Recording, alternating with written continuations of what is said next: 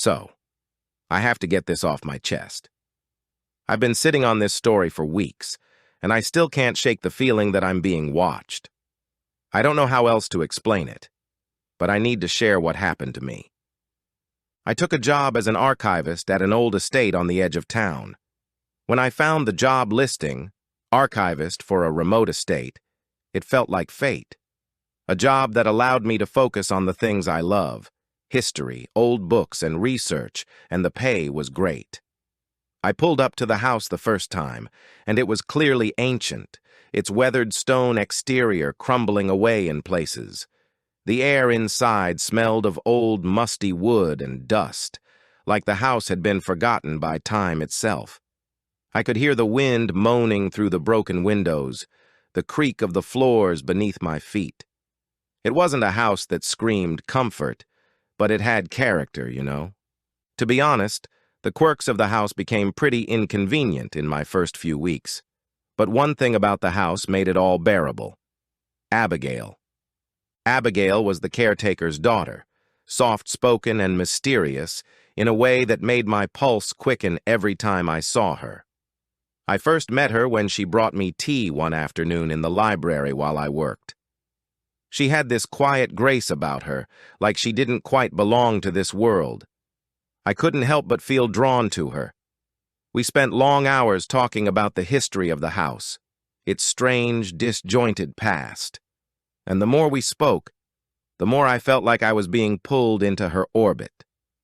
There was always something just beneath the surface of her words, something that didn't sit right, but I ignored it.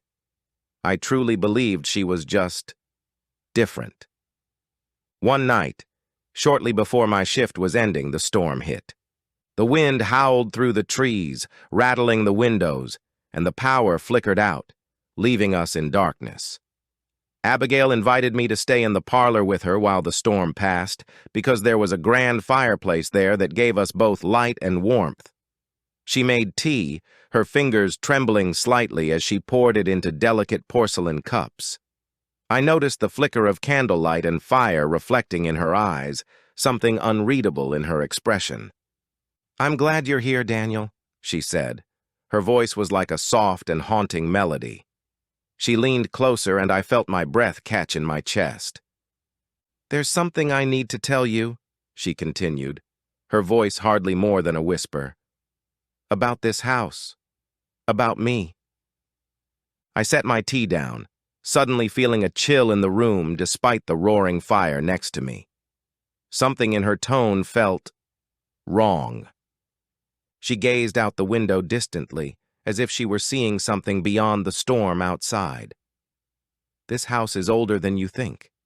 And so am I. I've been waiting for this moment, Daniel. I've been waiting for someone to know the truth." The room seemed to close in around me. What truth? Abigail's eyes flickered back to me, and I saw something dark, glimmering behind them.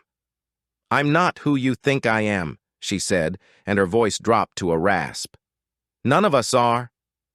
Before I could respond, a loud crash from the hallway shattered the stillness. Then footsteps. Someone, or something, was moving quickly, far too fast for human feet. Abigail stood abruptly. "I need to check on my father." She hurried out of the room, her bare feet sweeping across the floorboards noiselessly. I hesitated for a moment before following her, my heart pounding in my chest. The air in the hallway was thick, heavy with something I couldn't place. I found her in the kitchen doorway, standing over her father. He was sprawled unnaturally on the floor, his body contorted as though his joints were all in places they ought not to be. But it wasn't her father's appearance that made my heart stop. It was Abigail. Her once soft features were twisted, sharp. Her eyes glowed a vivid, unnatural gold. Her skin had turned ashen, stretched tight over her bones. Her fingers, which only moments ago had elegantly poured tea, were now long, sharp claws digging into the old man's throat as she hissed and gurgled. I couldn't move. I felt like I couldn't even breathe. "Abigail." My voice came out in a hoarse whisper. "What are you?" A twisted, predatory smile curled her lips, revealing fangs, long, jagged teeth that shouldn't have belonged to a human. I told you, I'm not what you think I am. None of us are. And now, she purred with a voice like ice, neither are you. I felt the blood drain from my face. My legs felt heavy as stone as I backed away from her, pulse racing. No, no, this isn't real. Abigail steadily moved towards me, her gold-gleaming eyes locked intently on mine. It's too late, Daniel. You're a part of this house, part of me, and you always will be. At that moment, I turned on my heel and ran. I heard her laughter, low and cruel, echoing in the halls behind me as I sprinted down the long corridor. The house seemed to shift as I ran, its once familiar dark corridors stretching and twisting, disorienting me. Every step I took felt like I was sinking deeper into the house, its walls pressing in until I felt suffocated. I had no idea where I was going. I was lost. I blindly pressed forward, feeling along the walls in the pitch dark for any escape until my fingers grasped it. A door. I didn't recognize this door. A faint gold light outlined it, like a lifeline in the dark. I flung it open and plunged down a narrow staircase, heart thundering in my chest. The stairs were cold beneath my feet, and the air grew heavier and heavier. I could hear her voice echoing in my ears as though she was in the walls. There's no escaping this, Daniel. You belong to me. The staircase opened into a small underground chamber.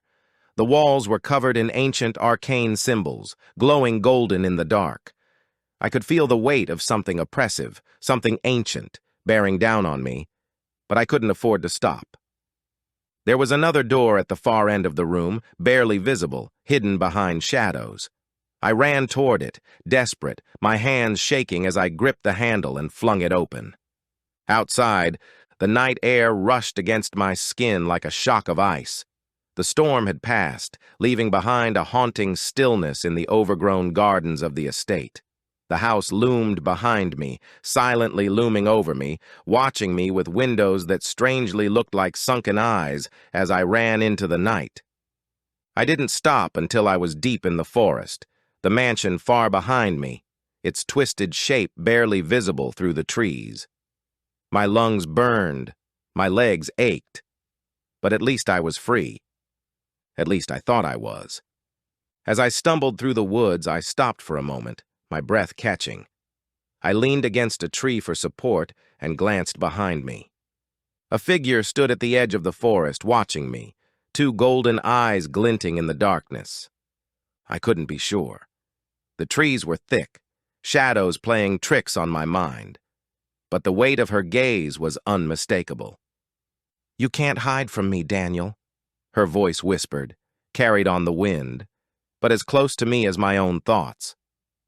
I didn't look back. I couldn't. But even as I ran, I knew one thing for certain. Abigail hadn't let me go. She was still there. She still is, every time I close my eyes and see those two golden eyes. I was never really free. I never will be. Hey everyone. This happened to me last weekend, and I can't keep it bottled up anymore. I need someone to believe me because I can barely believe it myself. I met this girl, Cecilia. She was perfect, or so I thought. What I'm about to tell you isn't just a bad breakup story. It's much worse than that. The first time I saw her, she was sitting alone at a corner table in this little coffee shop downtown. She had that sort of striking, ethereal beauty. Dark hair that tumbled over her shoulders, piercing green eyes that seemed to see right through me. When I walked up to her and asked if I could sit, she smiled, and it felt like the universe paused just for us. Her name was Cecilia. We talked for hours, and it felt so natural, like I'd known her my entire life. She was funny, sharp, and mysterious. She spoke about the stars, the way the universe worked, and how everything had its purpose. It was enchanting. Hours later, as the coffee shop was closing up, we exchanged numbers, and I already knew. I was hooked.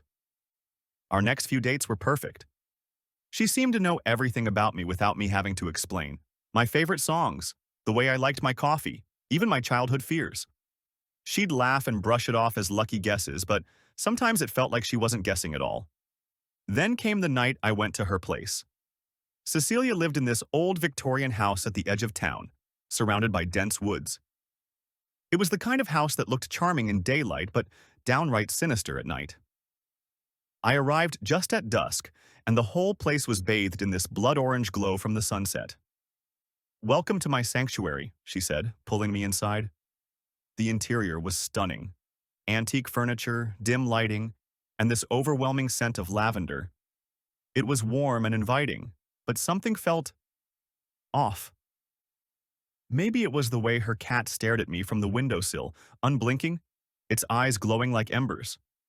Or maybe it was how the shadows in the room seemed to stretch toward me, like they were alive.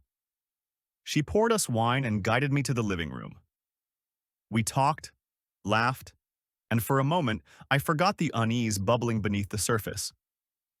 Then she leaned in, her face inches from mine.